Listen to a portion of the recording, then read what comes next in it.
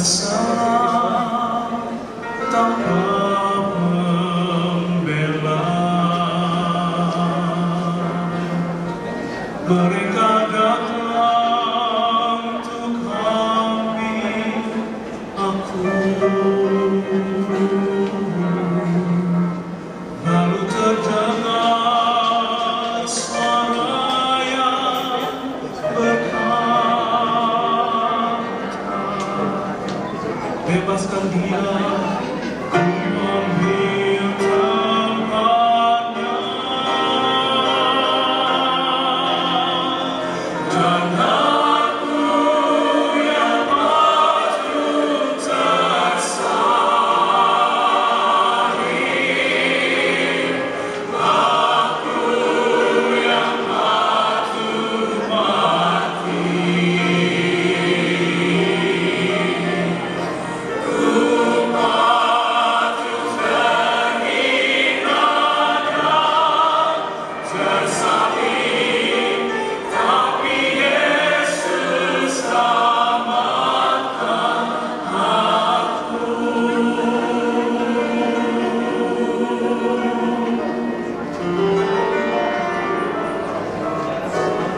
Mahkota duri lambung terluka,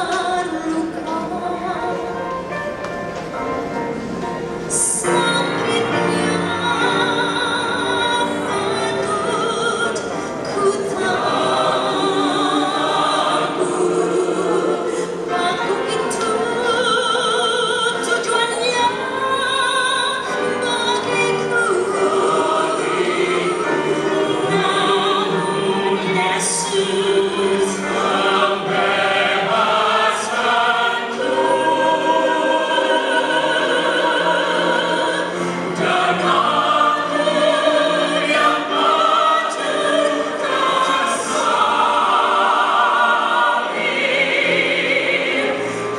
aku yang patut mati.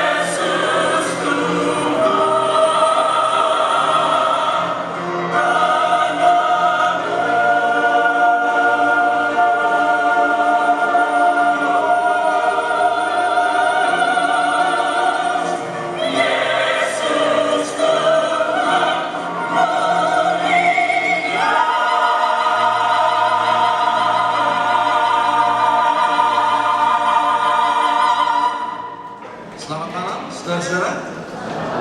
Apakah Anda berbahagia malam hari ini? Jika Anda berbahagia, lambaikan tangan Anda. Nah, ini 100%. Rupa-rupanya selama ini berkat Tuhan begitu limpah sehingga semuanya berbahagia. Mari kita bagikan kebahagiaan kita kepada teman di kiri, kanan, muka, belakang kita.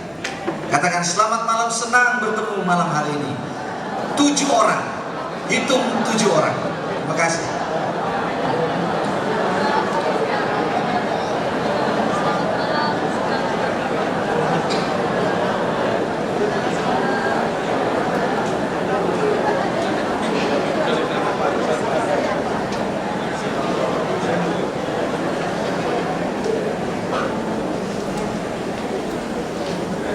Baik, jangan lupa persahabatan yang kita sudah bina sejak hari Senin malam yang lalu akan terus kita pertahankan sampai malam ini berakhir dan dilanjutkan besok malam dan hari Sabtu pagi. Tanpa terasa waktu berjalan dengan begitu cepat, 4 malam kita sudah lalui. Dan saudara rektor, rasanya masih kurang waktu itu. Maunya kalau bisa kita perpanjang 1 pekan lagi. Namun apa hendak dikata, minggu depan orang-orang Manado sudah siap menunggu KKR yang sama akan dilaksanakan di kota Manado. Doakan juga KKR ini akan membawa jiwa-jiwa mengenal akan Tuhan dengan lebih baik. Kemudian mau memiliki keberanian untuk membuat keputusan bagi Yesus Kristus. Malam ini saya mau mencoba untuk menjawab pertanyaan. Banyak sekali pertanyaan yang masuk sehubungan dengan bahasan yang kita berikan selama ini. Pertanyaannya menarik, masih ada kaitannya dengan Sabat. Lalu ada pertanyaan-pertanyaan yang lain yang akan saya jawab besok, mengingat waktu. Jadi dengan cepat kita akan jawab. Pertanyaannya ada sebagai berikut. Perintah hukum keempat, ingatlah dan kuduskanlah hari Sabat. Pertanyaannya, adakah, ini saya tulis verbatim sesuai dengan apa yang dituliskan oleh si penanya. Adakah tertulis dalam Alkitab di ayat manakah bahwa hari ke-7 ditetapkan sebagai hari Sabtu atau Sabat? Di mana? Kita sudah pelajari di kitab Kejadian pasal yang pertama, langsung kita tahu apa nama hari itu pada urutan yang keberapa. Saudara ingat, Allah tidak memberi nama kepada hari. Yang Allah berikan adalah nama urutan hari. Dia tidak berikan nama yang pertama ini, hari yang kedua ini. Hanya ada 2 hari yang dia kasih nama, yaitu hari yang ke-6 disebut sebagai hari persiapan atau hari persediaan. Itu nama yang pertama, hari ke-6. Lalu hari yang ke-7 dia beri nama hari Sabat, Sabat Tuhan Allah. Hari-hari yang lain dia hanya berikan urutan hari. Nanti manusia kemudian yang akan memberi nama kepada urutan-urutan hari itu. Sudah dimengerti? Mungkin saya mesti agak sedikit lambat menyampaikannya supaya saudara bisa menangkapnya. Hanya ada 2 hari dalam pekan. 1 pekan berapa hari? 7 hari. Hanya ada 2 hari yang diberi nama oleh Allah, ditulis di kitab suci, yaitu hari ke-6 disebut hari persiapan, hari ke-7 disebut hari Sabat. Sabat artinya perhentian, berhenti, hari berhenti. Berhenti dari apa? Berhenti dari bekerja. Oke. Sekarang mari kita lihat Kejadian pasal yang pertama. Hari ke-7 Sabat itu jatuh pada hari apa? Lalu apakah ada di Alkitab menyebut nama Sabtu? Kata Sabtu itu nama yang diberikan orang Indonesia. Kalau orang Amerika, orang Inggris, mereka sebut Sabat. Ada 168 nama diberikan pada hari yang ke-7 yang bunyi-bunyinya mirip dengan Sabat. Sabtu bahasa Indonesia. Jadi tidak ada kata Sabtu dalam Alkitab asli bahasa Ibrani ataupun bahasa Greka. Tetapi nama urutan hari ada. Mari kita lihat. Kalender ini menarik. Saya sudah pernah berikan ini di Jakarta. Kalender yang saya dapatkan dari Bangladesh, negara Bangladesh. Coba saudara perhatikan, apakah ada yang unik dari kalender ini? Hari apa dimulai pekan itu? Saturday, hari Sabtu. Loh, kenapa kok dimulai hari Sabtu kalender ini? Rupa-rupanya mereka itu juga mau menyucikan atau merayakan, mengkeramatkan hari ke-7. Dan hari ke-7 mereka itu adalah hari, lihat, Sabtu, Minggu, Senin, Selasa, Rabu, Kamis, Jumat. Jadi hari Jumat menjadi hari ketujuh bagi mereka. Mereka menenteramkan rasa pikiran mereka. Mereka tahu bahwa Allah meminta hari ibadah itu hari ketujuh. Jadi mereka robah mereka punya kalender, disesuaikan dengan keinginan Tuhan dan disesuaikan dengan praktek mereka. Jadi hari pertama jatuh hari Sabtu, hari ketujuh jatuh hari Jumat. Kalender yang kedua ini kalender yang kita pakai, kalender yang saudara miliki. Dimulai yang pertama itu pada hari apa? Sunday, hari Minggu. Hari ketujuhnya jatuh 1, 2, 3, 4, 5, 6, 7. Jatuh pada hari apa? Saturday, hari Sabtu. Hari ketujuh, hari Sabtu. Ini kalender umum, kalender yang kita ikuti di seputar dunia ini, kecuali Bangladesh tadi. Lalu ada kalender yang diterbitkan tahun 1973. Kalender ini memperkenalkan hari ketujuh yang baru. Saudara lihat, hari pertama dimulai hari apa? Hari Senin. Senin pertama, Selasa kedua, Rabu ketiga, Kamis keempat, Jumat kelima, Sabtu keenam, Minggu yang ketujuh. Kenapa? Mereka tidak mau terganggu hati nurani mereka. Firman Allah katakan hari ketujuh hari Sabat, dan mereka memelihara hari Minggu. Itu sebabnya supaya hati nurani tidak terganggu. Yang mereka ganggu adalah jadwal kalender. Dirubah, dimulai hari Senin sebagai hari pertama. Nah, mari kita belajar bahasa sedikit. Mari kita belajar bahasa sedikit. Tepatkah Senin menjadi hari pertama? Oke, kita sekarang buka Kejadian pasal 1 dan kita akan lihat di situ ada 3 bahasa. Bahasa Ibrani, bahasa Arab, dan bahasa Indonesia. Bahasa-bahasa ini, khususnya bahasa Arab, dipakai oleh lebih dari 1 miliar manusia di dunia. Malahan ada yang menganggap bahasa Arab itu bahasa surga.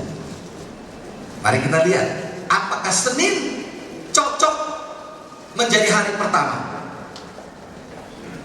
Ini diambil dari Kejadian pasal 1. Kita pelajari itu pada malam pertama tanggal 4 Juli yang lalu. Yom Ehad bahasa Ibraninya, karena ini serumpun antara Ibrani dengan Arab. Mereka itu bahasa yang serumpun karena mereka bersaudara. Jangan lupa nenek moyang mereka satu, Abraham, ya. Cuma lain ibu. Bahasa Arabnya Yom, Yom artinya hari. Hari 24 jam, pagi dan petang. Yom Ahad, Ahad artinya ke-1, yang pertama. Yom Ehad artinya juga hari ke-1. Bahasa Indonesianya jadi apa? Ahad, hari Ahad. Cuma sekarang kita sudah lebih suka memakai hari pertama itu hari Minggu. Domingo, hari Minggu, hari Ahad. Hari yang kedua, bahasa Ibraninya Yom Sheni. Bahasa Arabnya Yom Isnin. Dan orang Indonesia memberi nama hari kedua hari apa? Hari Senin.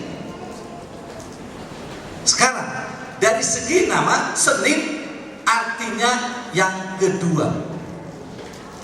Bisakah Senin menjadi hari pertama? Bisa? Tidak bisa, karena Isnin artinya kedua. Kalau mau dipaksa, Senin memaksa diri, saya harus taruh yang pertama. Boleh saja, tapi tukar namamu. Namamu harus apa? Ahad. Tidak bisa dia bertahan, saya pertama tapi Isnin.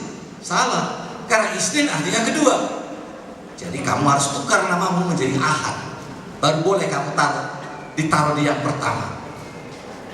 Saudara lihat, baru dari arti kata saja sebetulnya sudah salah kaprah orang yang membuat kalender menjadikan hari Senin hari pertama, hari Minggu hari yang ketujuh. Yang ketiga, Yom Shalisi bahasa Ibrani-nya, bahasa Arabnya Yom Salasa. Orang Indonesia memberi nama hari yang ketiga hari apa? Selasa. Paling enak menerangkan urutan hari kepada orang Indonesia, orang Malaysia, orang Brunei, Sarawak, Sabah, karena mereka tahu urutan hari. Karena kebanyakan hari-hari kita diberi nama berdasarkan bahasa Arab. Hari yang keempat, Yom Rabi'i bahasa Ibrani-nya, bahasa Arabnya Yom Arba'ah. Diterjemahkan ke dalam bahasa Indonesia menjadi nama hari yang keempat, hari apa? Rabu. Hari Rabu. Jadi orang Indonesia itu cocok menamakan urutan hari itu sesuai dengan apa yang dikatakan oleh Alkitab. Hari kelima, bahasa Ibrani-nya Yom Kamishi, bahasa Arabnya Yom Homsa. Orang Indonesia memberi nama hari yang kelima hari apa? Hari Kamis. Jadi ibu tarikan hari kelima hari Kamis. Ada orang bilang puasa Senin Kamis, puasa hari kedua dan hari kelima. Yang keenam, Yom Hashishi, bahasa Ibrani-nya, bahasa Arabnya Yom Sita. Orang Indonesia tidak kasih nama hari Sita, padahal itu urutan hari bahasa Arab. Kenapa tidak konsisten? Kenapa kok hari ke-6 jadi Jumat? Ada sejarahnya. Saya pelajari sejarah, saya dalami sejarah. Nabi Muhammad, Nabi saudara-saudara kita umat Islam adalah pemelihara hari Sabat. Itu sebabnya dia tulis di dalam kitab suci mereka, kitab suci Al-Quran, mereka yang berani melanggar Sabtu, jadilah mereka firman Allah kera yang sehina-hinanya dan dikucilkan. Pernah lihat kera? Kalau orang dikutuk oleh Allah melanggar Sabat, jadi kera, jalannya miring-miring, garuk-garuk terus badannya. Itulah firman Allah. Jadi oleh karena mungkin rasa ketidaksenangan mereka terhadap orang-orang Yahudi yang memelihara Sabat, padahal mereka itu bersaudara, mereka tidak mau identik sama dengan orang-orang Yahudi. Jadi mereka robah hari ibadah mereka. Mereka tetap berpikir itulah hari ke-7 dengan cara mempercepat dimulainya ibadah mereka. Seharusnya mereka ikuti pergantian hari yang sangat tepat. Saudara-saudara kita umat Islam sangat tepat kalau menggambarkan perubahan hari, pergantian hari. Selalu mereka mulaikan dengan sembahyang maghrib. Begitu matahari terbenam, saudara bisa dengar azan maghrib dikumandangkan di semua televisi, semua acara jadi berhenti karena mau sembahyang maghrib. Nah, itulah seharusnya masuk ke Sabat, tapi nanti identik dengan orang Yahudi, jadi mereka percepat gantinya tunggu matahari terbenam di hari Sita ini, mereka ajukan ke saat matahari lingsir ke barat. Mereka pun adakan sembahyang lohor atau duhur. Lalu ada hari-hari pekan. Kalau di Jawa sini tiap hari ada hari pasar atau pekan. Kalau bilang pasar di Sumatera artinya jalan. Pekan itu hari pasar. Oh, pasarnya Jawa, maksudnya pasar market. Kebetulan di tempat itu pasar itu diadakan, pekan itu diadakan pada hari Jumat. Kenapa? Mereka mau bersiap mau masuk ke hari Sabat, jadi harus belanja makanan untuk Sabat. Mereka berkumpul di situ, dan ketika mereka bertemu, mereka katakan, ya sudah kita ada di sini. Bagaimana kalau kita berjemaah saja di hari ini? Kita berjum'ah, artinya kita berkumpul. Lalu sang Nabi memberikan arahan-arahan kepada pengikut-pengikutnya. Lalu mereka terbiasa dengan berjemaah di hari Sita. Lama-lama orang lupa nama hari itu hari Sita. Karena itulah hari berjemaah, berkumpul, disebutlah hari itu hari Jumat. Hari berjemaah, hari berkumpul. Makanya orang Indonesia kasih nama hari yang ke-6 hari apa? Hari Jumat. Kenapa? Hari berkumpul. Sejarah. Sekarang kita lihat hari yang ke-7. Bahasa Ibrani-nya Sabat. Orang Yahudi, kalau sudah tanya hari ke-7 itu hari apa? Tidak ada orang Yahudi akan katakan Sabtu. Tidak ada. Mereka akan katakan Syabat. Karena Syabat itu Sabtu. Jadi kalau saudara tidak temukan kata Sabtu disebut di Alkitab, lalu jangan saudara katakan tidak ada itu hari Sabat hari ke-7. Karena buktikan dulu di mana ada tulisan Sabtu baru saya percaya. Tidak ada di bahasa Ibrani. Cari Sabtu di bahasa Ibrani saudara tidak temukan. Kalau disebut Sabat, orang Yahudi di seluruh dunia, mulai dari kanak-kanak sampai orang uzur lanjut usia, tahu yang mana yang disebut Sabat. Sabat artinya hari ke-7. Kalau tanya, tahu hari Sabtu? Mereka akan tanya, bahasa apa itu? Hanya orang Indonesia yang minta bukti, berikan bukti bahwa ada kata Sabtu di Alkitab, baru saya percaya. Saudara tidak temukan. Karena Sabat artinya Sabtu. Bahasa Arabnya Yom Asab. Tanya kepada orang-orang di Arab Saudi yang berbahasa Arab, Sabtu, mungkin mereka Sabtu, Sakti, Asab, oke. Mereka bisa tahu.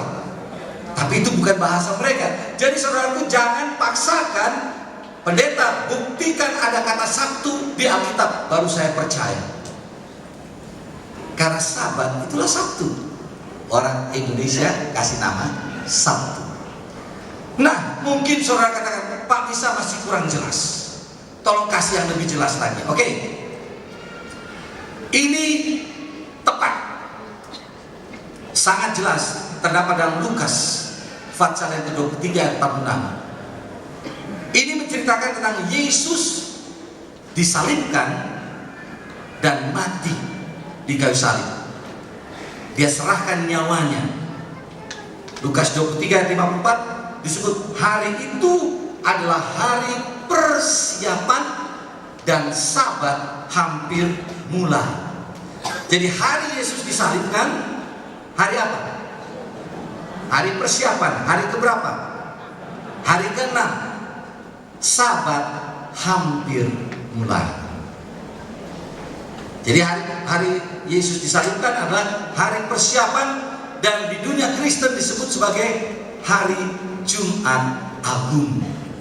Itulah saat dia mati dan dikuburkan. Dan perempuan-perempuan yang datang bersama-sama dengan Yesus dari Galilea ikut serta. Mereka lihat kubur itu dan bagaimana mayat Yesus dibaringkan. Ayat 56a, dan setelah pulang mereka menyediakan rempah-rempah dan minyak mur. Kenapa mereka tidak memberikan merempah-rempah mayat Yesus pada hari ke-6 itu? Ingat ayat tadi katakan hari Sabat hampir mulai. Jadi mereka tidak mau mengganggu kesucian Sabat, merempah-rempahi jenazah. Jadi mereka sudah siapkan rempah-rempah untuk membalsem tubuh Yesus sesudah lewat Sabat. Jadi mereka pulang. Kita lihat bagannya.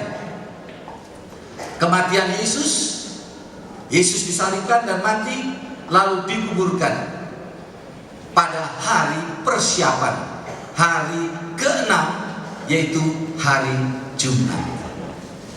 Apa yang terjadi pada keesokan harinya? Yang disebut hari Sabat. Ayat 56b, dan pada hari Sabat mereka beristirahat menurut hukum Taurat. Jadi mereka sekarang beristirahat. Dimulainya matahari terbenam pada hari yang ke-6, itulah hari Sabat. Sekarang mereka berhenti pada hari Sabat. Mereka beristirahat menurut hukum Taurat. Kita lihat bagannya, itulah hari Sabat, hari sesudah hari persiapan, hari sesudah hari Jumat. Murid-murid itu berhenti dan Yesus berada di dalam kubur. Sekarang siklus hari Minggu itu 7 hari. Kita sudah dapatkan hari ke-6, hari Jumat. Hari ke-7 disebut hari Sabat. Hari berikutnya hari keberapa?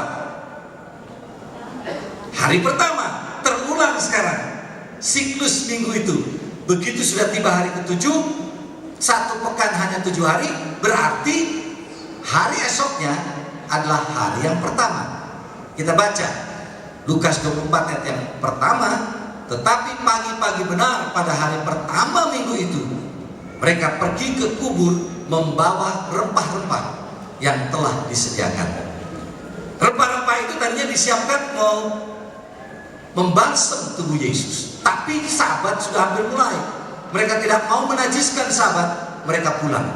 Sekarang hari pertama tiba, mereka kembali ke kubur bawa rempah-rempah itu. Ayat 2, mereka mendapati batu sudah terguling dari kubur itu. Mereka mau merempah-rempah Yesus, mereka lihat batu sudah terguling. Oh, saya punya khotbah khusus tentang batu yang terguling, dahsyat. Tapi tidak ada waktu sekarang. Kapan-kapan saya otot. Ini khotbah dahsyat, paling cocok dikhotbahkan di hari Paskah. Oke, mereka dapati batu terguling. Batu ini berat sekali, 4 ton berat batu ini. Ayat 3, dan setelah masuk mereka tidak menemukan mayat Tuhan Yesus. Kenapa mereka tidak temukan mayat Tuhan Yesus? Yesus bangkit. Yesus sudah bangkit. Jadi mereka tidak temukan mayat Yesus di sana. Ini adalah jalan menuju ke kubur Yesus dekat Bukit Golgota. Ini foto diambil tahun 1995 yang lalu. Dan tibalah kami di pintu masuk ke kubur Yesus. Ada tulisan di sana. He is not here, for he is risen. Dia tidak ada di sini karena dia telah bangkit. Kita menyembah Yesus Kristus yang bangkit. Kita menyembah Yesus Kristus yang hidup, bukan Yesus Kristus yang mati. Dia bangkit pada hari keberapa? Hari yang pertama. Oke, kita lihat bagan sekarang. Kebangkitan Yesus terjadi pada hari ke-1, hari pertama. Dan di dalam dunia Kristen disebut hari kebangkitan itu sebagai hari apa? Hari Easter Sunday. Hari Minggu Easter. Easter bukan penyembahan kepada Allah. Easter Dewi Fajar adalah penyembahan kepada berhala yang mengagungkan hari Minggu. Itu sebabnya disebut Minggu Easter, Easter Sunday. Nah, sekarang saudara lihat, Sabat itu terletak di antara 2 hari. Hari persiapan atau hari Jumat, dan hari kebangkitan atau hari Minggu. Sabat terletak di tengah-tengahnya, hari ke-7. Namanya hari Sabat. Bahasa Ibrania yang artinya hari perhentian, hari berhenti. Nah, kalau saudara ingin tahu apa namanya dalam bahasa Indonesia, saya berikan tanda tanya di sini. Sabat sudah jelas, tanya kepada orang Yahudi, mereka tahu Sabat itu hari ke-7. Apapun Anda kasih nama, sama seperti Shakespeare katanya, dia katakan, what is in the name? Apa yang ada dalam nama itu? Sebuah mawar dikasih nama apa saja tetap harum baunya. Hari ke-7 dikasih nama apapun, dia tetap hari ke-7 dan disebut hari Sabat Tuhan Allah. Nah, sekarang namanya apa? Lihat baik-baik ya. Jangan berkedip, karena saya memberitahukan kepada saudara nama hari Sabat itu dalam bahasa Indonesia. Apa namanya di dalam bahasa Indonesia? Jangan kedip. Hari Sabat itu hari apa? Hari Sabtu. Masih bersahabat kita? Lambaikan tangan kalau kita masih bersahabat. Oke, terima kasih. Saya sahabat Anda dan akan saya pertahankan persahabatan ini sampai berakhirnya malam ini dan berakhirnya KKR ini dan juga sampai Yesus datang. Jadi kalau begitu, hari Sabat, hari ke-7 yang disebut dalam Alkitab adalah hari apa? Hari Sabtu. Ada banyak berkat tersedia bagi mereka yang pelihara hari Sabtu. Catat ayat-ayatnya, saya tidak sempat bagikan. Yesaya 58 ayat 13 dan ayat 14. Berkat Sabat dahsyat. Ibu Sagala paling suka dengar kata dahsyat. Berkat Sabat itu dahsyat sekali. Catat juga Yesaya 55 dan Yesaya 56. Saudara akan dapatkan berkat pelihara Sabat. Orang Israel punya semboyan.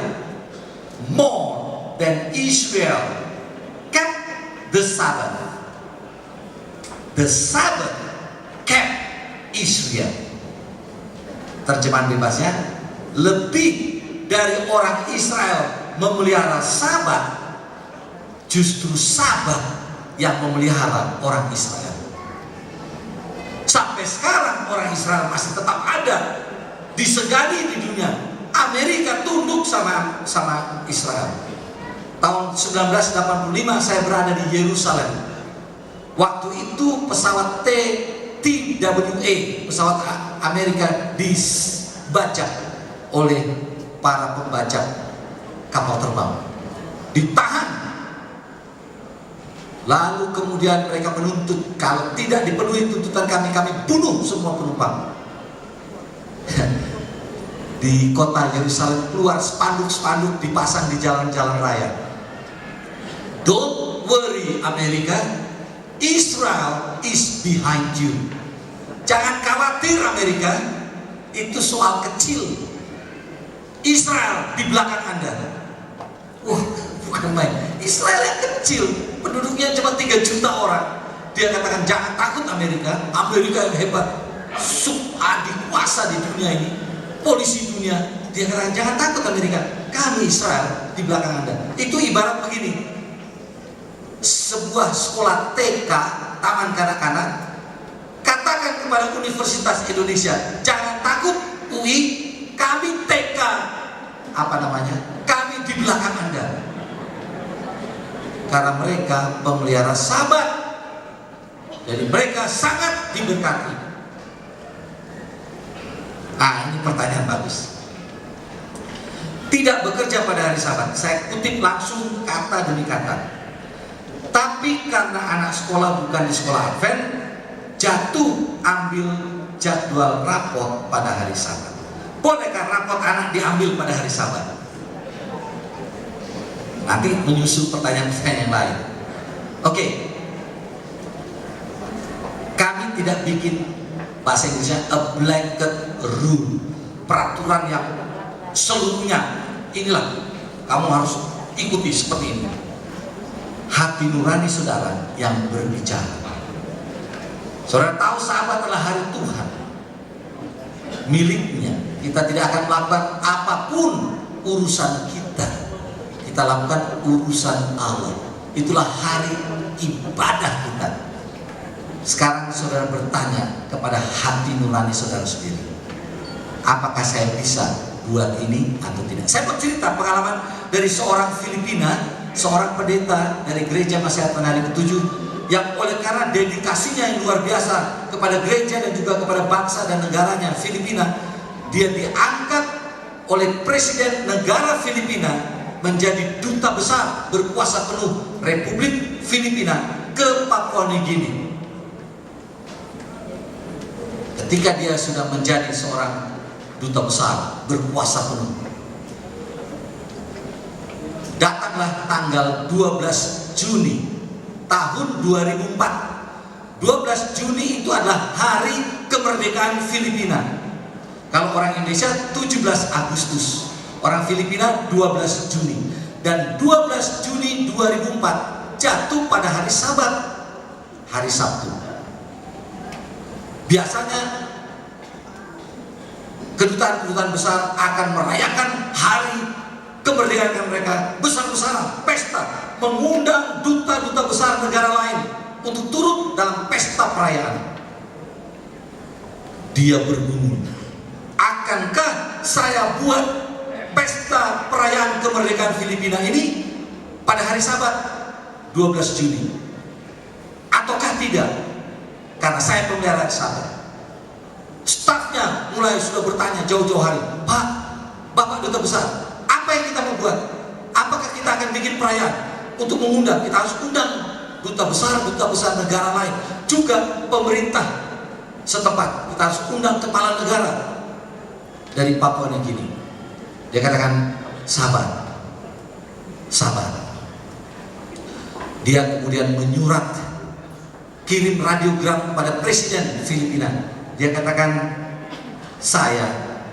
Bapak tahu saya pemelihara Sabat. Hari kemerdekaan kita 12 Juni tahun ini akan jatuh hari Sabtu. Bapak tahu saya punya ibadah. Saya mohon izin untuk merubah hari perayaan itu ke hari yang lain. Lalu dia tunggu balasan dari Presiden. Waktu itu Joseph Estrada. Sekretaris tanya, bagaimana Pak? Undangan harus disebarkan. Tinggal seminggu lagi. Dia katakan, tunggu, saya masih berkumpul. Saya mau bertanya kepada Allah saya. Hari Kamis tinggal 2 hari lagi. Sekretaris kedutaan tanya, Pak, ini harus segera dikasih tahu. Besok hari libur banyak negara. Akhirnya dikatakan, kirim undangan, 1000 undangan, kasih tahu perayaan kemerdekaan Republik Filipina untuk tahun ini dipindahkan dari tanggal 12 ke tanggal 13 hari Minggu. Wah, kaget, semuanya kaget. Orang langsung berspekulasi, inilah kejatuhan duta besar Tejano namanya. Ini kejatuhan dia, dan orang yang mau merebut posisinya itu sudah antri banyak, siap menunggu. Dan mereka lihat, inilah dia saatnya, dia akan jatuh. Hari Minggu tiba, hari Sabtu tiba, dia tidak ditemukan di kantornya. Dia berkhotbah di gereja. Hari Minggu perayaan begitu ramai, kepala negara Papua New Guinea hadir. Begitu juga dengan semua duta-duta besar. Lebih 1000 orang hadir di perayaan besar-besaran yang diadakan oleh kedutaan besar Filipina untuk Papua New Guinea. Mereka tunggu dan tunggu. Datang radiogram dari Presiden Joseph Estrada. Bunyi radiogramnya begini, engkau adalah wakil saya di Papua New Guinea. Engkau adalah wakil negaramu di Filipina. Negaramu Filipina di Papua New Guinea. Saya dukung keputusan apapun yang kau buat untuk perayaan tahun ini. Dan dia tidak terganggu posisinya.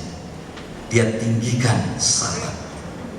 Karena dia tahu dia bukan hanya perwakilan negara Filipina di Papua New Guinea, dia juga perwakilan kerajaan surga, perwakilan Allah. Dia duta besar Allah juga. Dan saudara tahu, ketika Joseph Estrada ditumbangkan lewat kudeta tak berdarah, digantikan oleh presiden yang berikutnya, seorang wanita, yaitu Presiden Gloria Macapagal Arroyo. Biasanya berganti presiden, semua staf, menteri, dan juga duta besar diganti. 3 orang dipilih kembali dalam pemerintahan Gloria Macapagal Arroyo. Yang satu seorang pengusaha kaya raya, yang lain seorang doktor ternama. Tejano seorang pendeta, tidak kaya raya, tetapi dia terpilih kembali menduduki posisi itu. di pemerintahan dari Gloria Macapagal Arroyo yang tidak menyukai Joseph Estrada, yang memenjarakan Joseph Estrada, dan kami ada di sana di Filipina waktu itu. Biasanya kalau sudah menjadi lawan politik, pengikut-pengikutnya pun menjadi lawan dia, tapi tidak dengan Gloria. Diangkat terus sampai berakhirnya masa jabatan Gloria Macapagal Arroyo, digantikan oleh sekarang Benigno Aquino Junior, dan Pendeta Tejano dipilih kembali menjadi duta besar, bahkan ditempatkan di negara yang lebih makmur lagi, yaitu New Zealand, dan juga dia pegang negara-negara kepulauan Samoa, Fiji, dan sebagainya. Saya bertemu dengan dia di New Zealand 2 tahun yang lalu. Dia tetap terpilih. Kenapa? Dia jadi duta besar yang patuh kepada Allahnya. Nah, pelajarannya, Anda juga duta besar Allah di dunia ini. Mari kita, saya tidak mau kasih tahu kepada Anda boleh atau tidak. Tuhan kasih akal budi, gunakan akal budi saudara. Jika ada undangan pesta yang jatuh pada hari Sabat, apakah boleh menghadiri pesta tersebut? Saya sudah jawab melalui cerita Pendeta Tejano. Jika kendaraan kita tiba-tiba kehabisan bahan bakar pada hari Sabat, apakah boleh kita membeli bahan bakar? Kembali, kita punya common sense, akal budi yang Tuhan berikan. Terserah apakah saudara mau lakukan itu atau tidak. Saya tidak mau mengaturnya. Hanya saya beritahukan, itulah sebabnya Tuhan berikan hari yang ke-6 sebagai hari apa? Persiapan, hari persediaan, supaya di hari persiapan itu lihat tangki bensin sudah mau habis atau perlu diisi. Buat itu pada hari apa? Hari persiapan. Ini kemeja, jas, celana ini kusut. Besok mau Sabat, kapan saudara mau setrika? Hari persiapan. Ini rumah ini berantakan, kotor, harus dibersihkan. Mau masuk ke hari Sabat, kapan dibersihkan? Jangan buat itu pada hari Sabat, buat itu pada hari persiapan. Allah kita itu luar biasa. Dia sudah siapkan hari persiapan untuk masuk ke hari Sabat.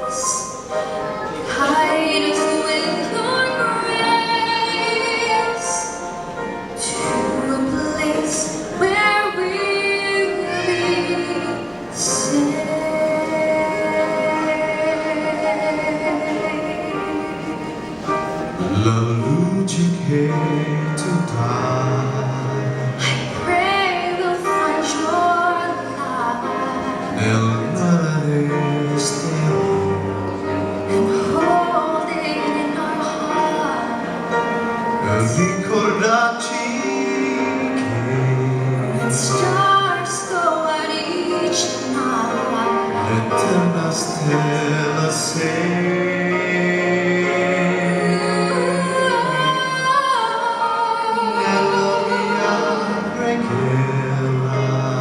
let this be our prayer.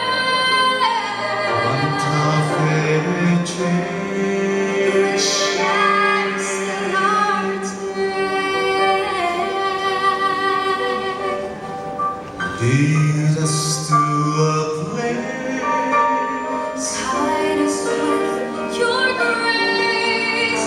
Give us faith so we'll be saved.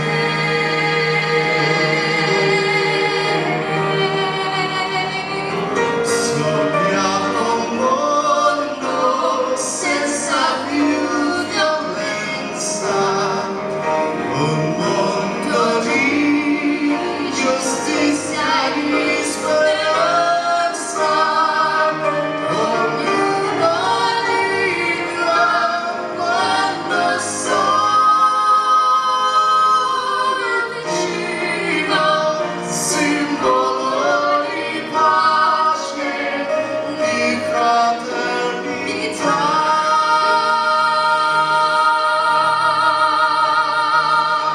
La forza che ti dai And light become è il desiderio che just forever. ognuno trovino We hope each soul will find intorno te. another soul to love. Let this be our prayer, Let this be our prayer. just like every child. Just like every child needs to find a place. Guide us with your grace. Give us faith so we'll be saved. E la fede che hai acceso in noi.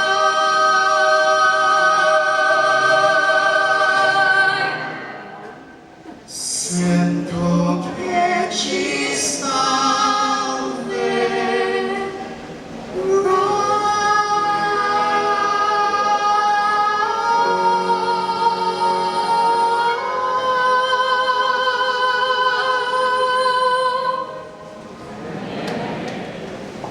Mari kita bersatu dalam doa. Bapa di surga, pokok bahasan yang hamba akan bawakan malam ini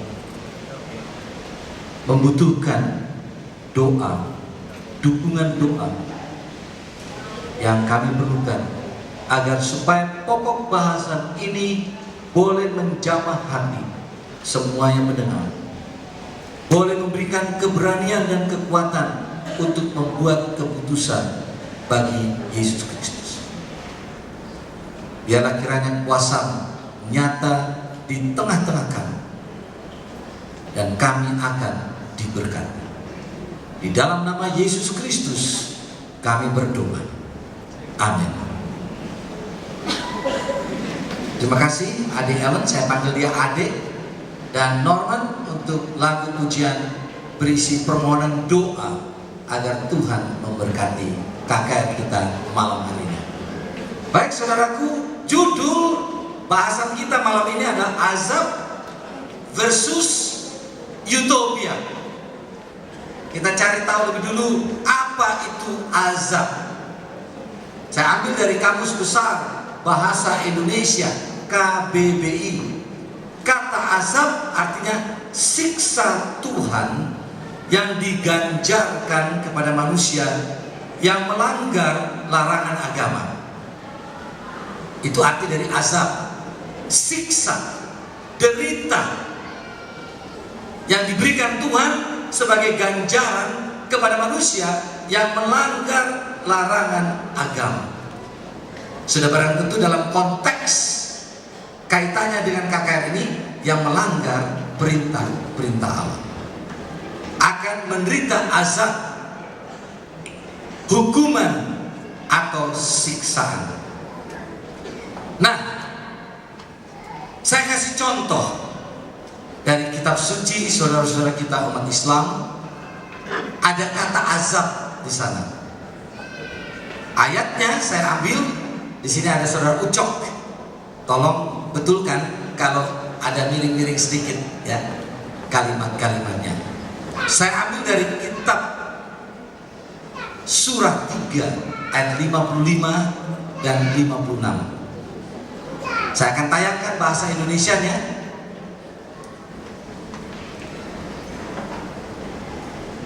Itsqalallahu ya Isa ini mutawaffika wa rafiuka ilaya wa mutahiruka minal ladina kafar wa jailu ladina tabauka fauka ladina kafaru illa yaumil kiamati summa ilaya marjukum.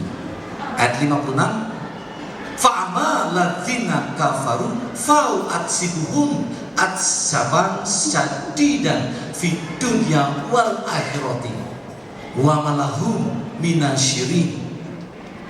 Terjemahannya ada di atas sana.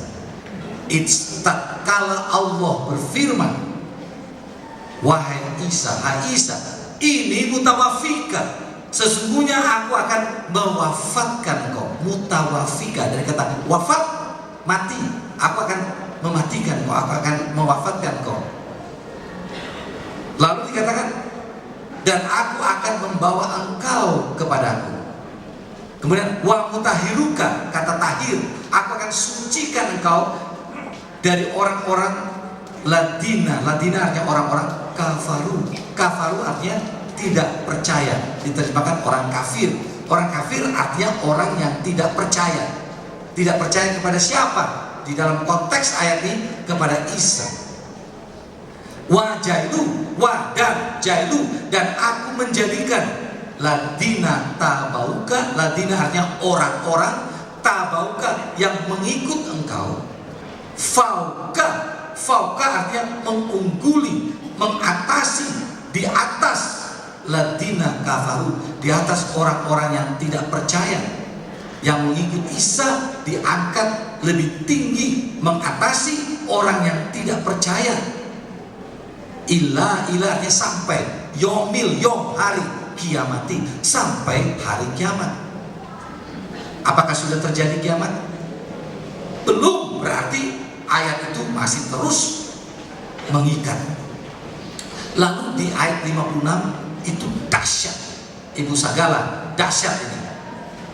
Fa'ama ladina kafaru, adapun orang-orang yang kafir, yang tidak percaya Isa itu, fa'u, dikatakan atsibhum atsaban, atsaban syadidan. Syadidan itu sangat keras. Kalau bahasa Sundanya anu pohara, disiksa anu pohara, disiksa dengan siksaan yang amat kerasnya. Di dunia, wal dan akhirat, disiksa di dunia dan di akhirat. Lalu dikatakan wa malahum minasyirin, dan orang itu yang tidak percaya akan Isa, yang akan disiksa dengan siksaan yang amat kerasnya di dunia wal akhirati, tidak akan punya penolong lagi. Siapa yang mau menolong orang itu? Sang juru selamat, sang penebus, dinista, diolok, ditolak. Azab. Kalau menolak Isa itu tadi kan, Ibu Lana menolak Isa akan disiksa, menderita azab. Judul kita azab versus utopia. Kalau dibilang versus artinya lawannya, kebalikannya. Kalau di azab menderita siksaan yang amat kerasnya. Sekarang kita perlu cari tahu apa itu utopia. Kamus Wikipedia menyebutkan utopia itu dalam arti luas dan umumnya menunjuk kepada sebuah masyarakat hipotetis yang sempurna.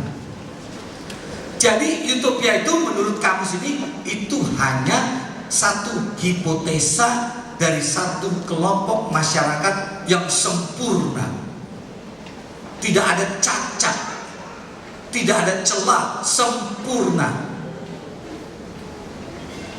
Kalau istilah-istilah di bagian-bagian ilmu disebut zero defect. Zero, nol. Defect, cacat. Cacatnya nol, artinya sempurna. Dan dia katakan di sini, keadaan seperti ini, masyarakat utopia itu secara fisik, sosial, ekonomi ataupun politik, dari sudut pandang ilmu pengetahuan, dari sudut pandang pengetahuan manusia, dikatakan tidak mungkin terjadi, atau paling tidak merupakan sesuatu yang sulit dilaksanakan. Tetapi bagi firman Tuhan, utopia itu tidak sulit. Allah mampu, Allah sanggup, Allah berkuasa menyediakan utopia. Tidak ada azab di sana, tidak ada siksaan, tidak ada deraan, tetapi surga, satu tempat yang sempurna. Itulah yang disediakan oleh Yesus Kristus bagi saudara dan saya. Pertanyaannya sekarang, dapatkah kita masuk ke utopia itu? Lalu bagaimana caranya? Baik, kita dapatkan itu. Kebetulan saya sudah agak serak karena banyak sekali bicara. Ada sahabat saya di Iskandar Bogor, dia kasih saya obat Los Angeles, jadi saya minum dulu sedikit ya.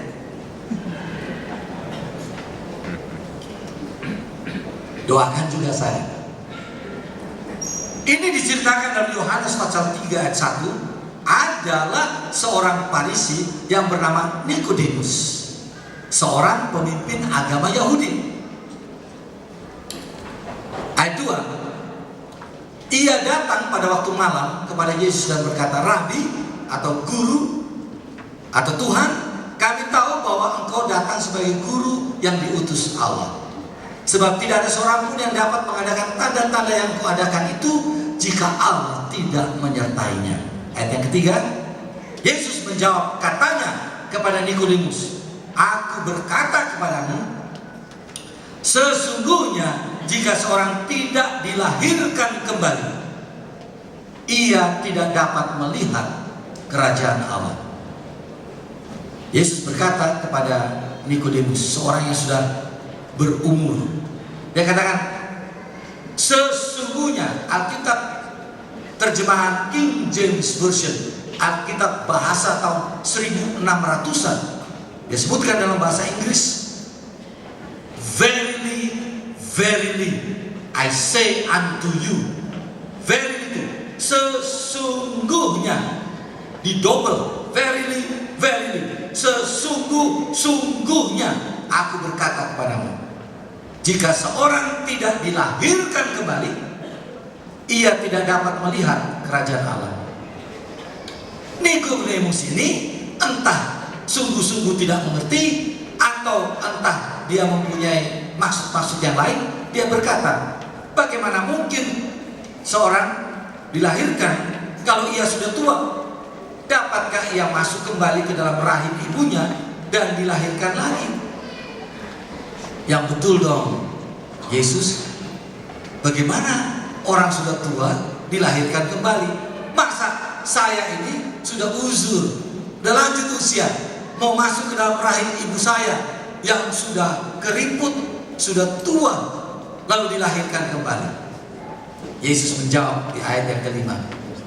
Jawab Yesus, aku berkata kepadamu, sesungguhnya jika seorang tidak dilahirkan dari air dan roh, ia tidak dapat masuk ke dalam kerajaan Allah. Nah, Yesus sekarang memberitahukan, kalau orang itu tidak dilahirkan dengan air dan roh, orang itu tidak dapat masuk ke dalam kerajaan Allah. Utopia yang kita singgung di awal tadi. Lalu Yesus untuk kali yang ketiga kembali menyatakan kepada Nikodemus, janganlah engkau heran, karena aku berkata kepadamu, kamu harus dilahirkan kembali. kamu harus dilahirkan kembali. Jadi saudara memahami, pengalaman ini harus menjadi pengalaman kita. Tidak akan masuk ke dalam kerajaan Allah kalau kita tidak dilahirkan kembali. Kita tidak akan melihat kerajaan Allah jika kita tidak dilahirkan kembali. Ternyata pengalaman kelahiran baru ini, Saudari Dolly, adalah pengalaman yang harus, tidak bisa tidak, harus dilakukan untuk melihat kerajaan Allah dan untuk masuk ke dalam kerajaan Allah. Artinya kita harus mengalami pengalaman dilahirkan kembali seperti kanak-kanak ini. Dalam artian agama firman Tuhan, kita memberi diri dibaptiskan lewat air dan lewat roh. Ini gambar ketika saya masuk ke dalam kolam baptisan di kota kecil Tabha. Tabha di Israel ada tempat di mana Yesus memberi makan 5.000 orang dengan 2 ekor ikan dan 5 ketul roti. Ada di sana tempat pembaptisan, cukup untuk 1 orang dibenamkan di dalam air. Lalu ini adalah di Sungai Jordan. Saya membaptiskan 5 orang di Sungai Jordan. Airnya keruh. Itu sebabnya Naaman bilang, lebih bagus sungai di Damsyik sana, Sungai Abana dan Parpar, daripada Sungai Jordan yang keruh. Tapi orang banyak memberi diri dibaptiskan di sini. Oke. Kata baptisan yang ditulis di dalam Alkitab dari kata Greka baptizo atau baptismo memiliki arti yang berikut ini. Kalau seorang dibaptiskan, maka dia dimasukkan ke dalam air, dibenamkan ke dalam air, diliputi oleh air, dicemplungkan ke dalam air, dicelupkan ke dalam air. Tidak ada kesan bahwa orang itu berada di luar air, lalu dia disiram oleh air atau dipercik oleh air. Dia masuk, dibenamkan, diliputi, dicemplungkan, dicelupkan ke dalam air, dibasuh di dalam air. Itu arti kata baptisan. Yang menurut Yesus Kristus 3 kali dia berkata kepada Nikodemus, verily, verily, sesungguh-sungguhnya aku berkata kepadamu, engkau harus dilahirkan dengan air dan roh jika engkau ingin melihat kerajaan Allah, jika engkau ingin masuk ke dalam kerajaan Allah. Tidak ada cara yang lain. Kalau di Alkitab ada cara yang lain untuk masuk ke dalam kerajaan Allah, kalau ada cara yang lain untuk melihat kerajaan Allah, sudah barang tentu lewat KKR ini saya akan terangkan kepada saudara. Ini cara yang lain yang bukan dengan cara dibaptiskan. Pasti saya akan kasih tahu.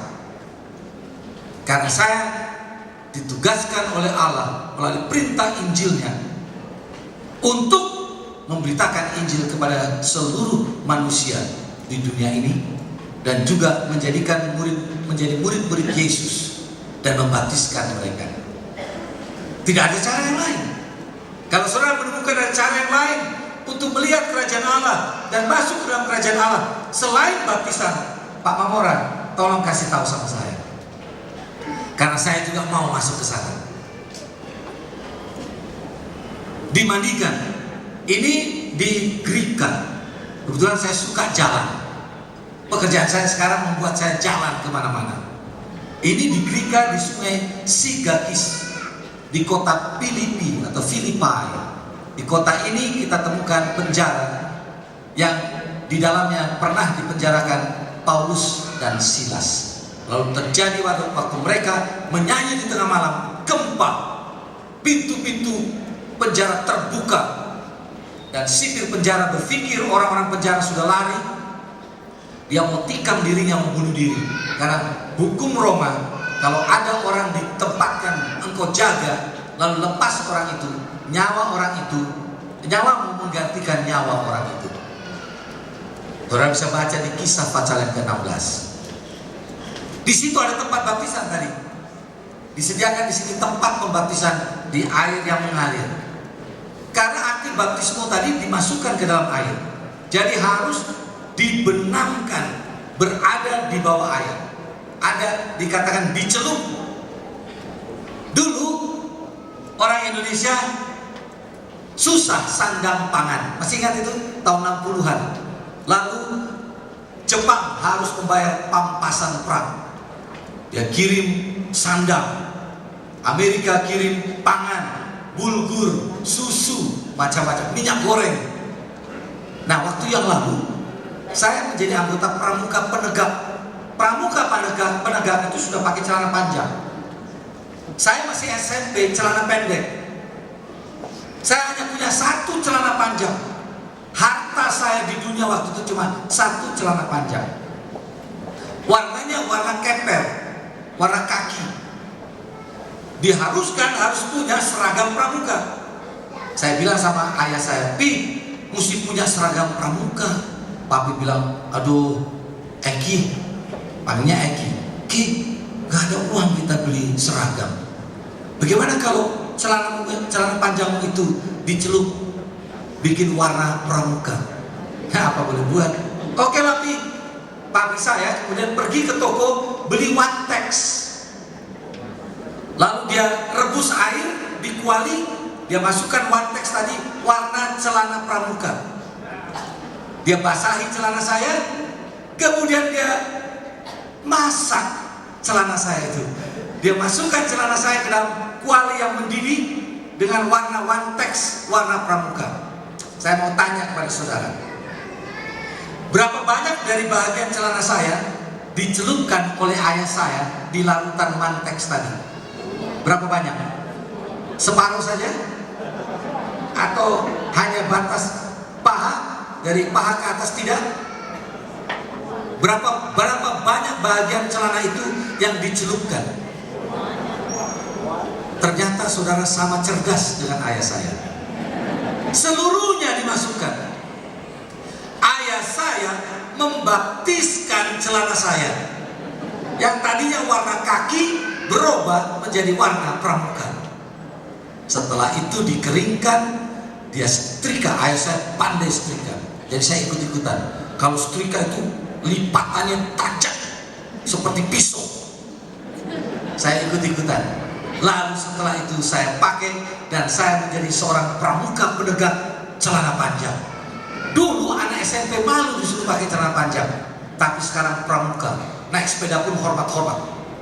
Ketemu pramuka hormat. Wah, senang sekali karena celana yang dibaptiskan.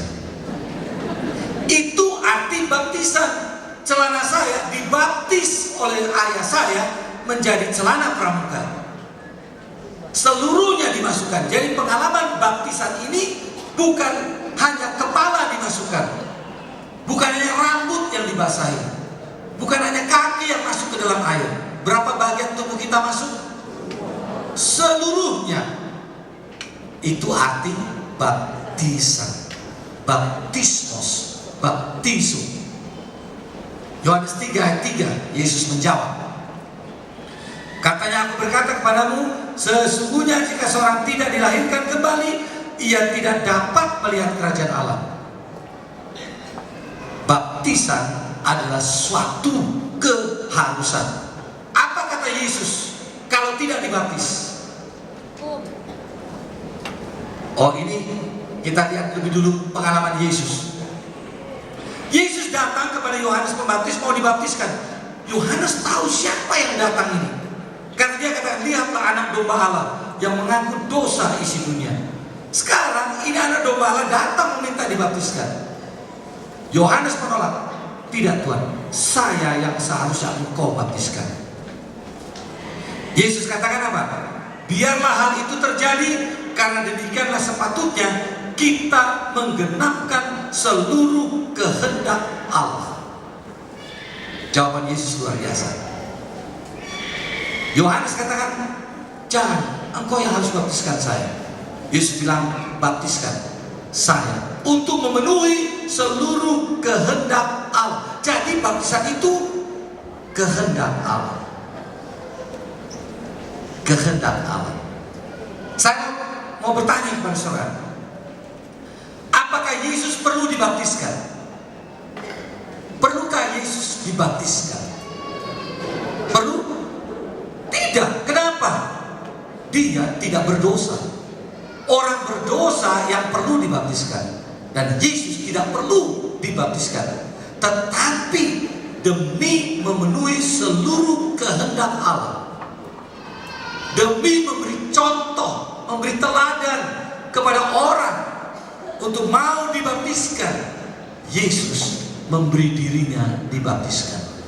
Coba bayangkan kerendahan hati dari Yesus Kristus yang begitu dahsyat. Pencipta langit dan bumi datang minta dibaptis oleh makhluk ciptaannya. Yohanes Pembaptis ini makhluk ciptaannya. Dan Yesus katakan, baptiskan saya untuk memenuhi seluruh kehendak Allah. Siapalah kalau begitu saya?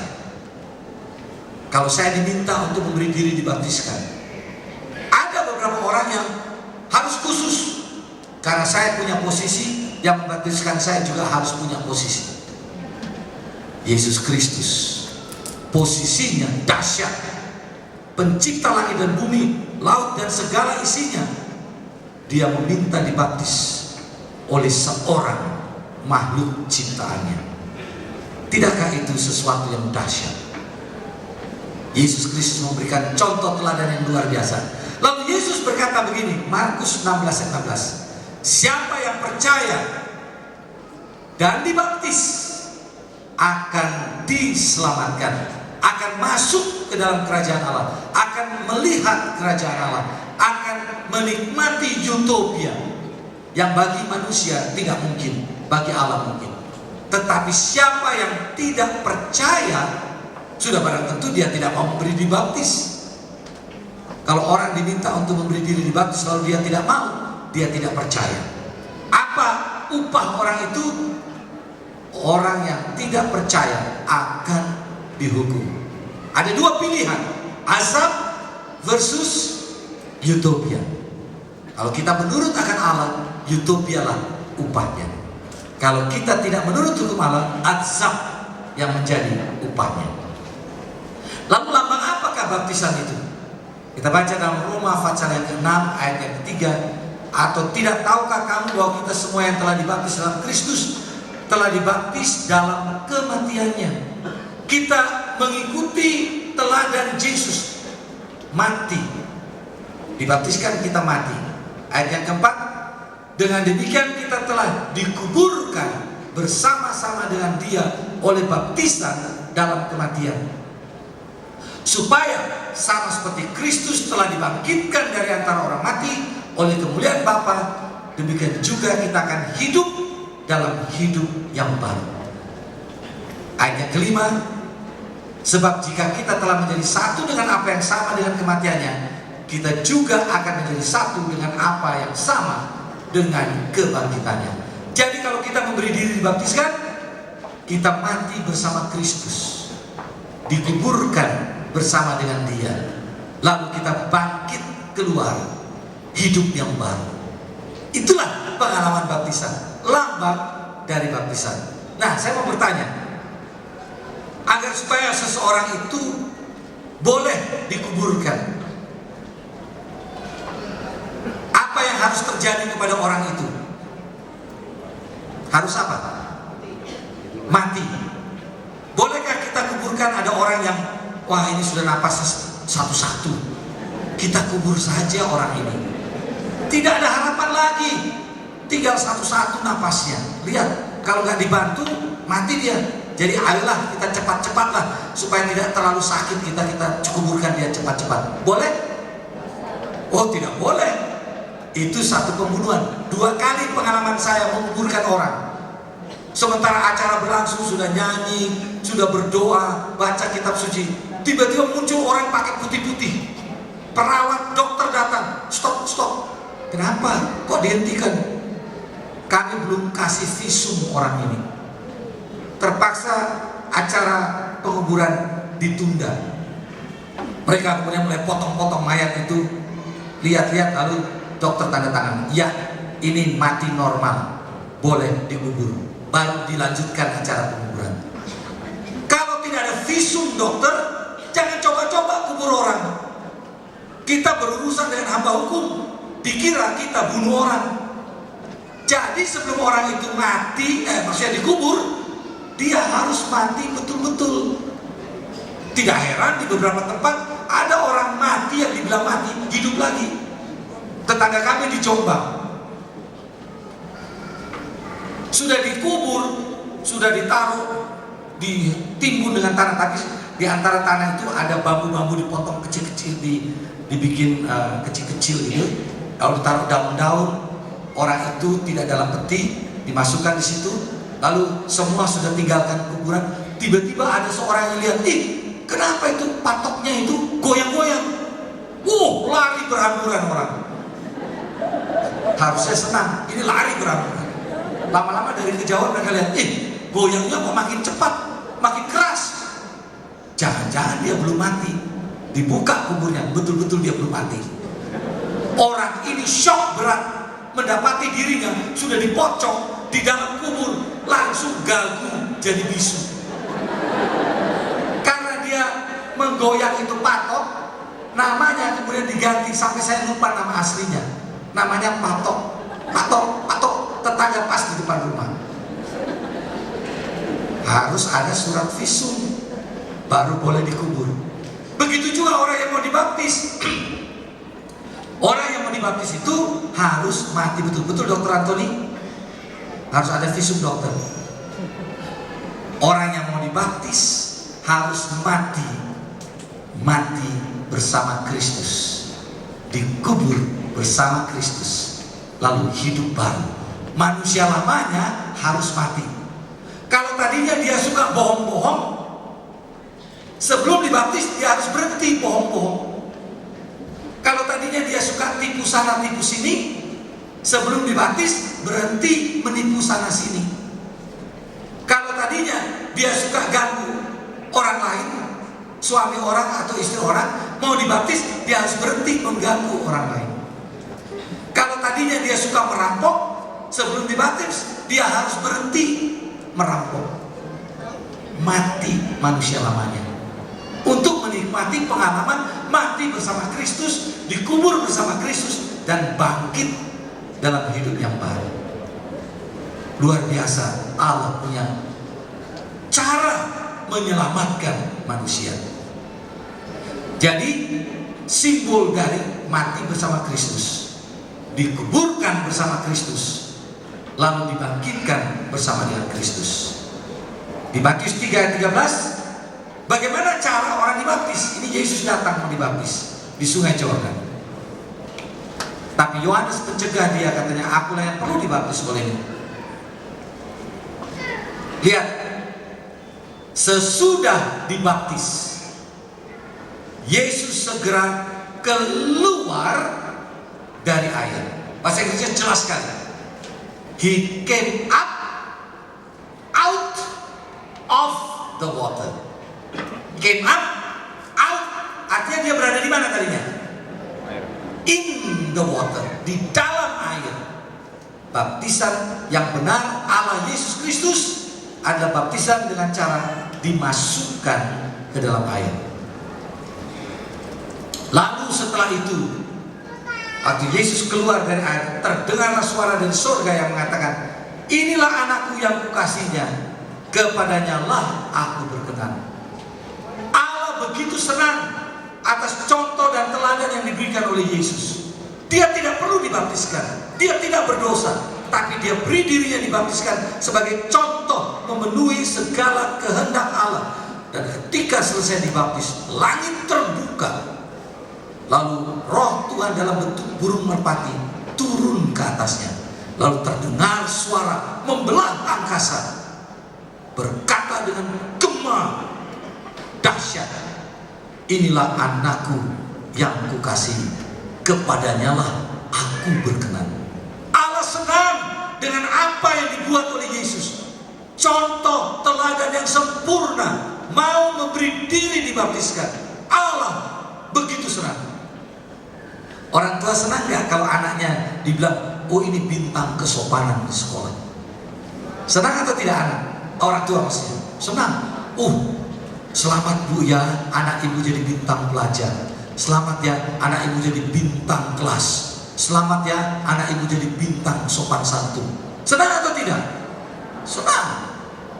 Allah pun senang melihat bagaimana Yesus, putranya, memberi diri dibaptiskan, menjadi contoh dan teladan.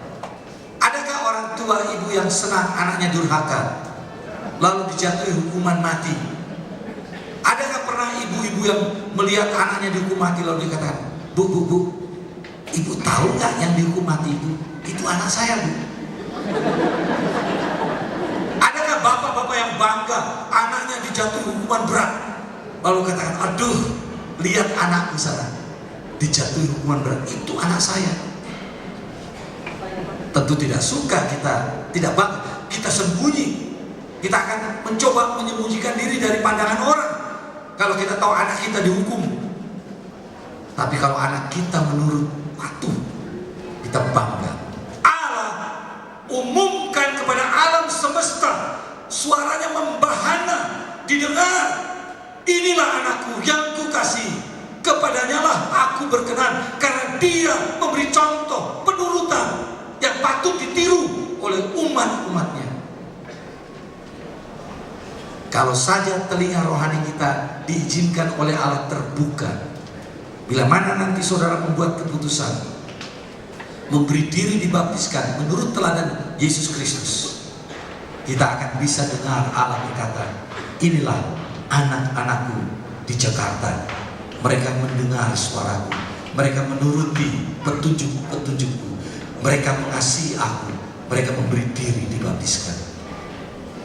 Oh, kiranya Tuhan membuka telinga rohani kita untuk membuat kita bisa mendengar suara kebanggaannya atas kita, karena kita mau menuruti akan Dia. Ada berapa cara kalau begitu baptisan? Saudara tahu ada 40 macam cara baptisan di dunia ini. Ada orang dibaptiskan dengan selam 1 kali, ada dibaptiskan dengan selam 3 kali, ada yang diayun-ayun, yang penting kena air, ada yang dicurah dengan air, ada dicurah dengan minyak, ada yang ditetes dengan darah, ada yang dipercik, ada juga disiram dengan kelopak-kelopak bunga mawar, ada juga dibaptis lewat telepon. Ada manusia di macam-macam mereka cari ya. Apakah Anda mau dibaptis di telepon ya? Betul Pak. Oke, saya baptiskan Anda di dalam nama Bapa, Anak dan Roh Kudus. Amin. Letakkan dalam telepon. Tapi sebelum itu jangan lupa kirim persembahanmu ke kotak pos nomor sekian, rekening nomor sekian. Berapa cara baptisan yang diminta oleh Alkitab? Efesus 4 ayat 5 katakan, satu Tuhan, satu iman, satu baptisan. Ada berapa modenya? Satu saja. Tuhannya satu, imannya satu. Modus operandi baptisan hanya ada satu. Caranya bagaimana? Ini dia cara Yesus Kristus. Kan kita ini pengikut Yesus Kristus, percaya Yesus Kristus. Kalau Yesus memberi diri dibaptiskan Pak Manik dengan cara diselamkan, kita juga harus memberi diri dibaptiskan dengan cara diselamkan. Kita harus seperti orang Kongo, Afrika. Orang Kongo kalau berdoa bagus sekali. Oh Tuhan, jadilah Engkau jauh dan aku benangnya. Kemana Engkau pergi, aku ikut. Pernah lihat ada jarum mengikut benang? Tidak kan? Benang yang ikut jarum. Jadi orang Kongo betul sekali kalau berdoa, Tuhan jadilah Engkau jarum, aku benangnya. Kalau Engkau dibaptis dengan diselamkan, aku juga akan mau dibaptis dengan diselamkan. Nah, saya mau bertanya, kalau dibaptis dengan percik, bisakah itu disebut sudah dibaptis? Ingat, baptisan artinya diselamkan ke dalam air. Bisakah percik disebut baptisan? Tidak. Kalau ada yang katakan, Pak, tapi saya sudah dibaptis. Bagaimana caranya? Dipercik. Kalau begitu Anda belum dibaptis, karena Anda baru dipercik. Kalau Anda sudah dibaptis dengan cara diselamkan, itu baptisan Alkitabiah. Bisakah orang katakan, tapi pendeta, dulu saya dibaptis dengan cara dikibar bendera? Ada baptisan pakai pengibaran bendera. Begitu kena angin bendera itu, engkau sudah dibaptiskan. Kalau saya tanya, sudah dibaptis? Sudah. Dengan cara apa? Dikibar bendera. Saya akan jawab, Anda belum dibaptis. Karena baptisan artinya dibenamkan, dimasukkan ke dalam air, bukan dengan kibaran bendera. Nah, murid-murid juga membaptis. Syaratnya untuk membaptis harus ada banyak air. Tapi Yohanes pun membaptis juga di Ainon dekat salib, sebab di situ banyak air. Jadi untuk upacara pembaptisan harus ada banyak air. Masih ingat sida-sida dari Ethiopia baru kembali beribadah di Yerusalem. Lalu Tuhan suruh Filipus bertemu dengan sida-sida ini. Sida-sida ini naik kereta, lalu sedang baca Alkitab. Filipus datang, lalu tanya, apa yang Anda baca? Oh, ini kitab Nabi Yesaya. Apakah Anda mengerti? Oh, saya bagaimana bisa mengerti kalau tidak ada yang menjelaskan? Lalu naiklah Filipus mengajar sida-sida ini. Sudah sampai KKR-nya sudah mungkin beberapa jam. Lalu tiba kepada bagian, beri dirimu dibaptis. Harus banyak air. Sida-sida itu bilang begini, ini Kisah pasal 9, baca nanti di rumah. Di situ ada banyak air. Apakah ada yang menghalangi aku untuk dibaptiskan? Kalau engkau percaya, beri dirimu dibaptis.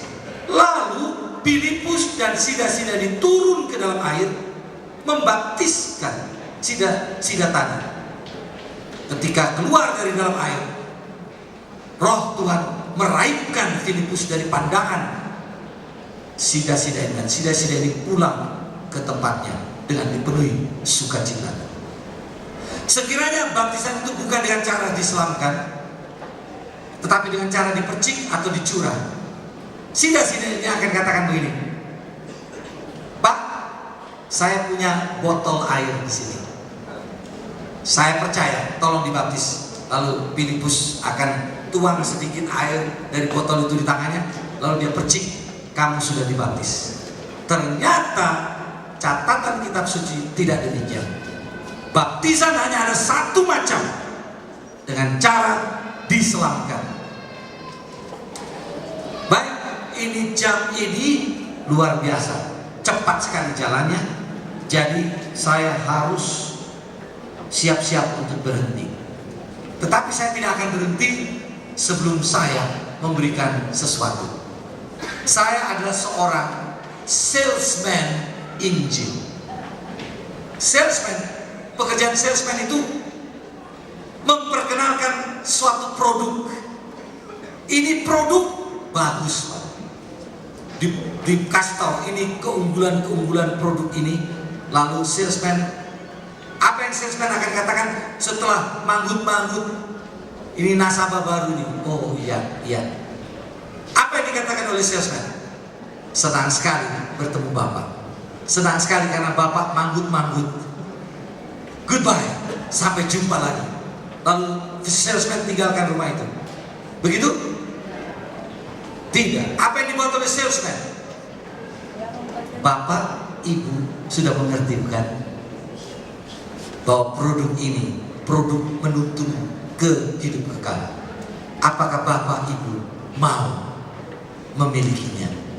Apakah Bapak dan Ibu mau membelinya? Oke? Lalu keluarkan apa? Kwitansi. Berapa set Bapak mau beli? Saya dulu penjual buku, jadi saya tahu. Langsung, jangan lama-lama. Kalau dia sudah manggut-manggut, artinya ini betul ini. Saya mau beli. Jangan langsung saja, oke, senang bisa bertemu, berkenalan, sampai jumpa kapan-kapan nanti. Lalu tinggalkan rumah itu. Kalau saya majikan Anda, saya tugaskan Anda di tempat yang lain. cari kerja yang lain. Tidak cocok Anda jadi salesman. Saya adalah salesman Injil, dan Tuhan kasih kepada saya tanggung jawab memperkenalkan firman Tuhan kepada saudara-saudara di Jakarta.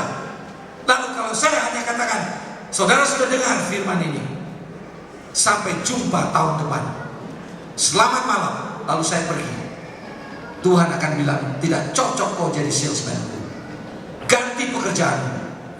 Nah, saya mau jadi salesman Allah yang benar. Jadi saya mau sekarang lakukan sesuatu. Saudara sudah dengar produk Injil, firman Tuhan dari malam hari yang pertama, hari Senin, Selasa, Rabu, dan malam ini. Memperkenalkan apa kehendak Allah dan apa rencananya. Dan sekarang saya mau bertanya kepada saudara, berapa banyak dari saudara yang mau membeli produk Injil ini? Berapa banyak dari saudara yang mau berkata, oh Tuhan, terima kasih, mata rohani saya sekarang terbuka, saya melihat betapa pentingnya arti baptisan itu. Ternyata baptisan bukan hal main-main. Baptisan adalah hal yang serius. Karena dengan dibaptiskan, kita akan melihat kerajaan Allah. Dengan dibaptiskan, kita akan masuk ke dalam kerajaan Allah. Kita akan menikmati kehidupan yang kekal. Malam ini, berapa banyak dari saudara setelah mempelajari kebenaran hakiki dari firman Tuhan tentang sabat, jati diri Allah, berapa banyak yang berkata, Tuhan, hati saya dijamah, hati saya diberanikan, saya mau mengikut petunjuk firman, saya mau memberi diri saya dibaptiskan. Mungkin selama ini saya bertangguh, boleh jadi karena saya menunggu sesuatu. Tetapi malam ini Tuhan, saya mau memberi diri saya dibaptiskan dengan cara diselamkan sesuai dengan firman-Mu. Saya mau ikut petunjuk Yesus Kristus. Saya mau ikut teladan Yesus Kristus. Dan itulah keputusan saudara malam ini. Saya sudah banyak berbicara dari tadi. Sekarang saya mau memberikan kepada Roh Kudus untuk berbicara kepada hati saudara. Sebentar lagu setengah suara, saya berikan kepada saudara kesempatan. Sekarang saya akan berdiam diri untuk beberapa saat. Saya akan berikan kesempatan yang berikut ini kepada Roh Kudus Tuhan berbicara kepada saudara-saudara. Berdoalah, meminta tuntunan dari Roh Kudus, menjamah hati saudara, dan membuat keputusan yang paling tepat malam ini. Oh Tuhan, hamba memberikan kesempatan kepadamu. Berbicaralah kepada sahabat-sahabat saya malam ini, agar mereka membuat keputusan yang terbaik bagimu. Amin. Dengarkan Roh Kudus berbicara kepada saudara. Setelah itu, saya akan membuat kembali panggilan saya.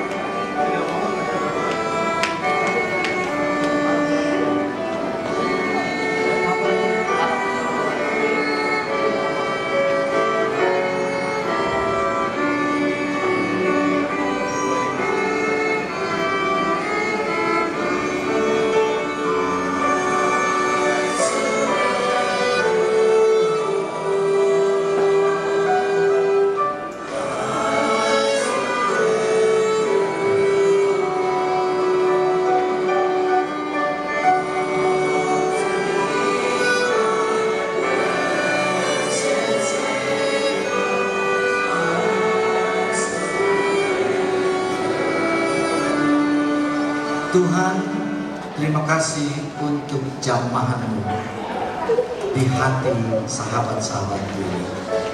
Sekarang Tuhan, saya akan lanjutkan panggilan ini. Sementara saudara tetap tertunduk, berdoa, meminta kekuatan dari Roh Tuhan yang sudah menjamah saudara beberapa saat yang lalu. Saya ingin membuat sebuah panggilan yang sangat istimewa. Bila mana saudara mau menurut akan Tuhan, mengikuti akan kehendak-Nya yang kita pelajari beberapa malam ini, yang saudara sudah pelajari lewat KPA atau juga lewat KKR terdahulu. Lalu saudara katakan, Tuhan, sekarang saya mau mengikut Engkau. Saya undang saudara berdiri dimanapun saudara berada. Katakan, Tuhan, saya mau ikut Engkau kemanapun Engkau akan minta saya pergi. Semua saya undang untuk berdiri dan berkata, Tuhan, saya mau ikut firman-Mu. Saya mau mematuhi kehendak-Mu. Saya ingin untuk diselamatkan di dunia baru nanti. Dimanapun saudara berada, berdirilah, nyatakan keputusan saudara. Yang berikut ini adalah sebuah panggilan yang teramat istimewa. Berdoalah. Mari kita berdoa.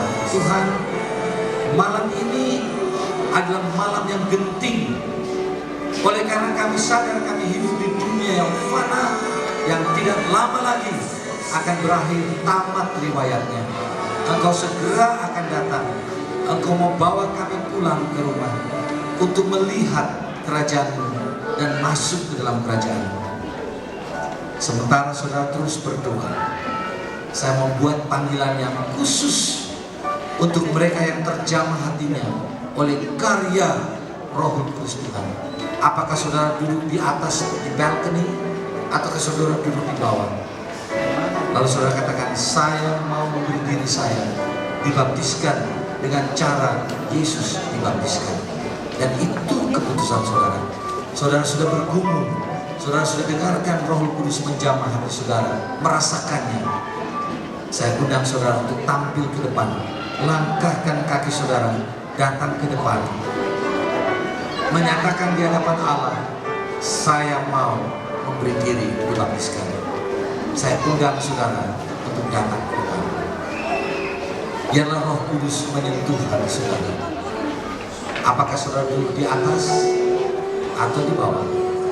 Saudara nyatakan saudara ingin memberi diri untuk dibaptiskan. Datanglah ke depan. Puji Tuhan, saya melihat jiwa-jiwa yang berharga dan indah datang ke depan. Datanglah. Yesus memanggil saudara. Maukah saudara berjalan di jalan-jalan emas kota Yerusalem baru yang Ia sediakan? Puji Tuhan, saya melihat umat-umatnya mendengar panggilan Yesus Kristus. Puji Tuhan untuk keputusan yang telah dibuat, yang duduk di atas dan ingin untuk turun ke bawah.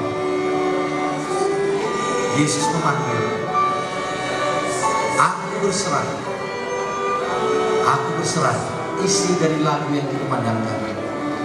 Kalau ada dari saudara yang membuat keputusan saudara malam ini, setelah mendapat sentuhan Roh Kudus, saudara katakan, saya mau memberi diri dibaptiskan. Beranikan hati Anda, langkahkan kaki Anda, datanglah ke depan. Katakan, Tuhan, aku menjadi milik-Mu. Aku ingin memberi diri dibaptiskan sesuai dengan